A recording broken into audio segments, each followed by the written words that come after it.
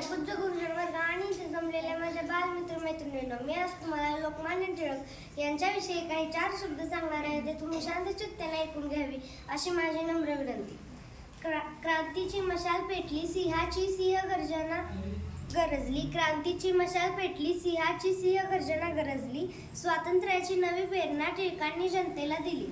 स्वराज्य हा माझा जन्मसिद्ध हक्क आहे आणि तो मी मिळवणारच अशी सिंहगर्जना करणारे लोकमान्य टिळक यांची आज पुण्यतिथी आहे. लोकमान्य टिळक हे थोर स्वातंत्र्य सैनिक होते. त्यांचा जन्म 23 जुलै 1856 रोजी चिखली या गावी झाला. लोकमान्य टिळक यांचे खरे नाव केशव गंगाधर टिळक आहे, पण त्यांना सर्वजण बाळ म्हणत असत, म्हणून त्यांचे नाव बाळ गंगाधर टिळक असे पडले. तसेच त्यांनी इंग्रजांविरुद्ध बंड पुकारले. गीता रहस्य नावाचा ग्रंथ त्यांनी मंडालेच्या तुरुंगात असताना लिहिला. ते लहानपणापासूनच हुशार होते. त्यांनी केसरी व मराठा ही वृत्तपत्रे सुरू केली.